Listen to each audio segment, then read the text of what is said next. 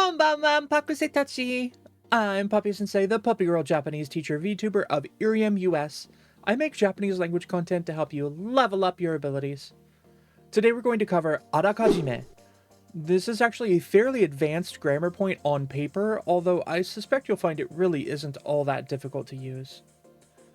A lot of the grammar points that we've already covered in this series have been verb and then something else type points. Yeah, often a grammar point is going to introduce the idea of maybe conjugating a verb so that it adds some kind of nuance or meaning to that verb.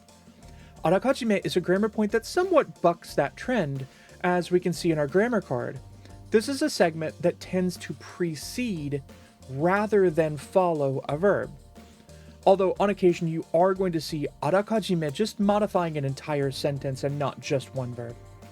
So let's talk about what arakajime actually is, what this grammar point means, and how you're going to go about using it. Arakajime is an adverb. We haven't spent too much time talking about adverbs in Japanese. Generally speaking, when we start thinking about Japanese adverbs, we're going to classify them in one of three different ways based on the position that they tend to take in a sentence. If an adverb is being used to talk about something happening at a specific time, then more often than not, that's going to appear at the beginning of the entire sentence. Something, that sentence, happens at some specific time. Occasionally, some different types of adverbs are going to appear right before the topic marker of the sentence. That is, they'll appear right before the wa particle.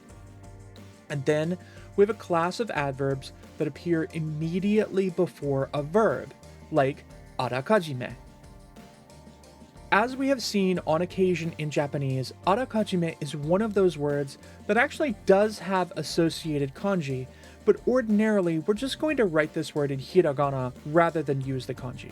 Again, that's usually but not always, so I do feel like it's really helpful to know that arakajime can sometimes be written this way as well with this kanji. This specific kanji means beforehand, and we see it in kanji compounds like tenki yoho. Tenki yoho means a weather report. It's literally information that you get ahead of time about the weather. A weather prediction, something like that. We see the same yo in yote.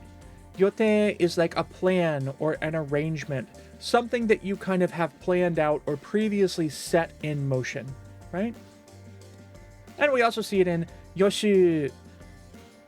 Yoshu is a word that I know a lot of my tutoring students are already familiar with. Yoshu is like a preview of things to come.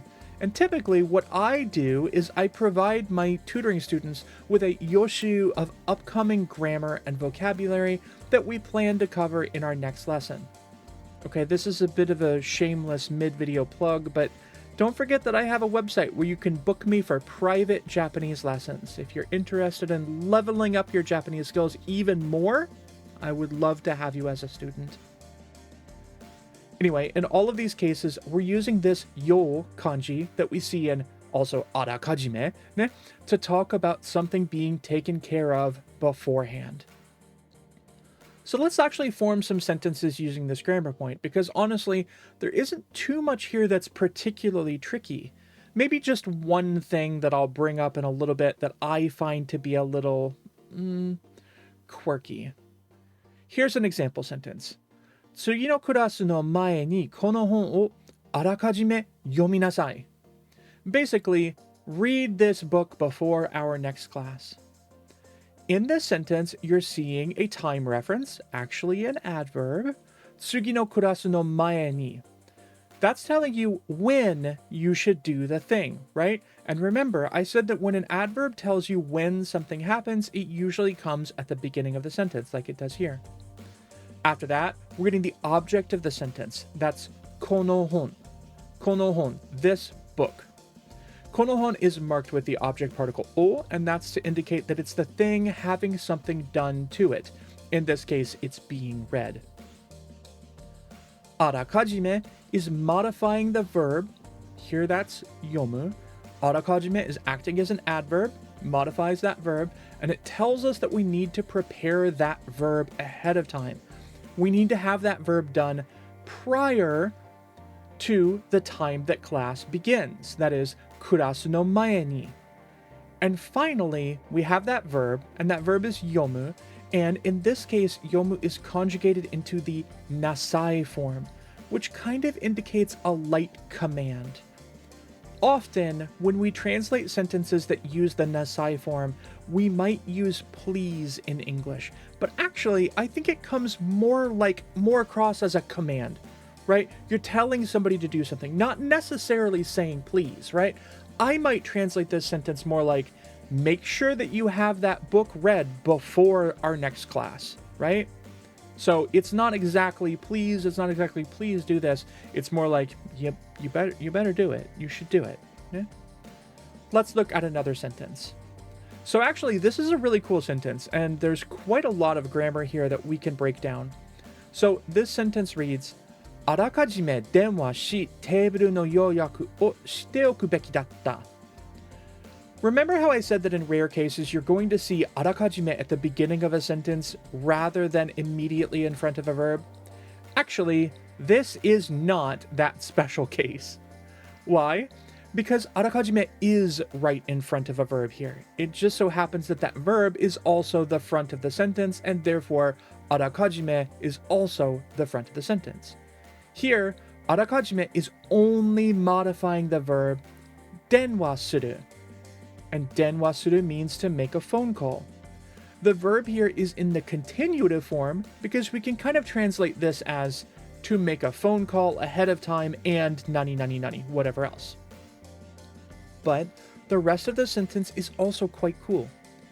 テーブルの予約, a reservation for a table. No problem there. Okay, we know exactly what that means. A table reservation.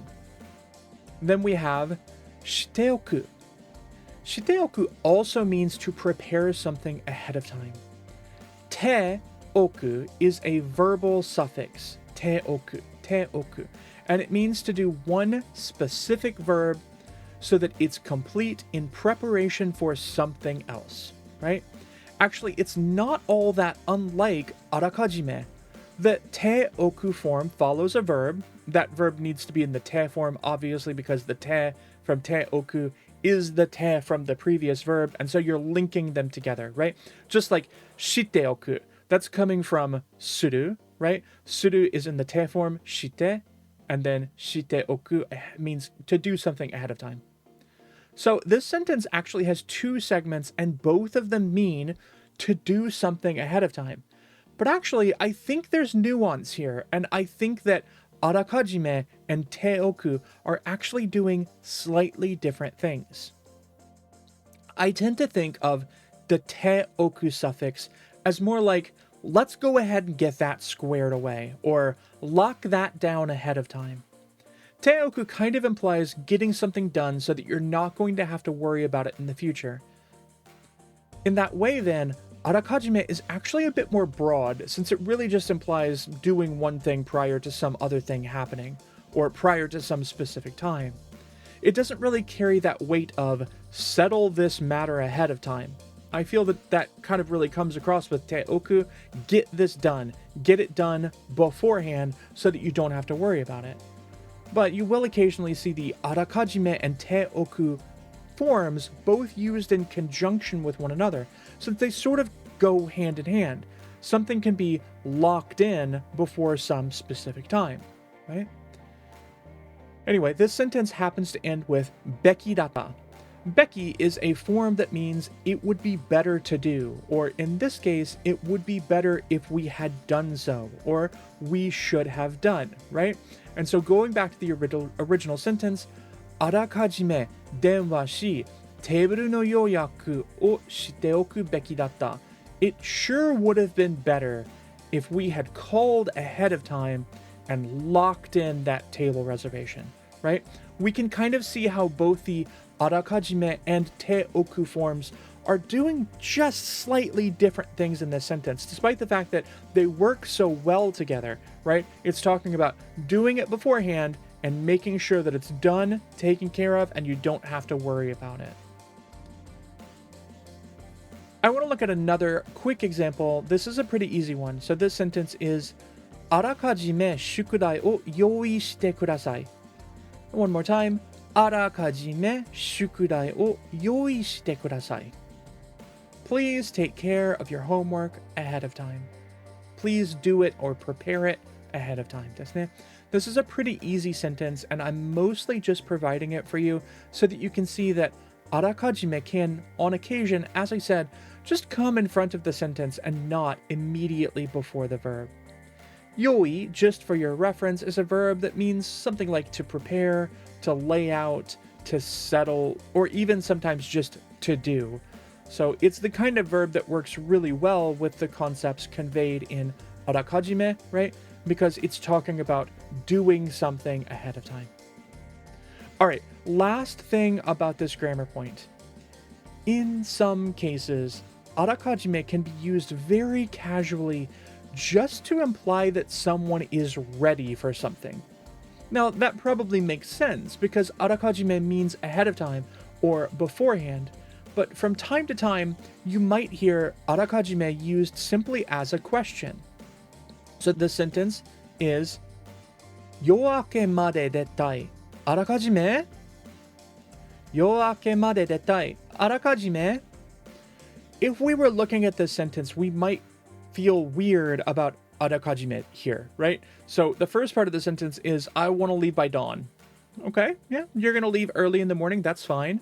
And then the second half of the sentence is, arakajime? And based on everything that we know about arakajime so far, you might want to translate this sentence as, I want to leave by dawn beforehand? That doesn't make sense, right?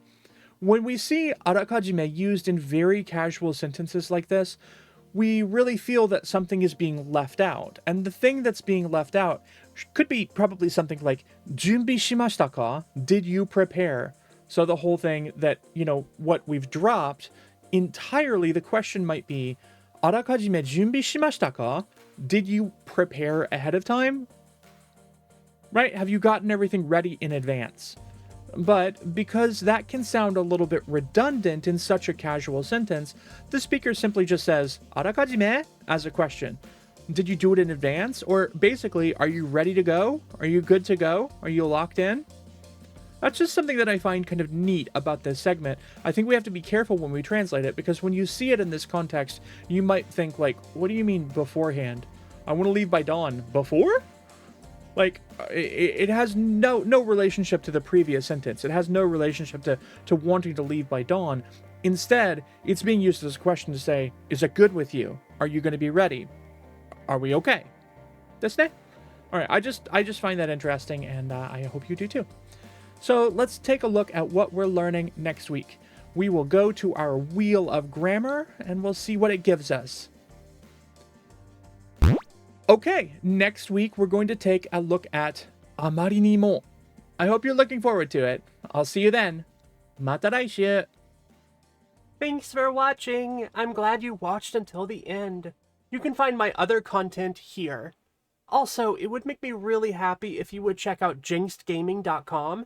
If you're into zero-calorie gaming fuel and Oshi cups, you will love their products. Puppy-Sensei recommends the tangy strawberry flavor. It's so yummy.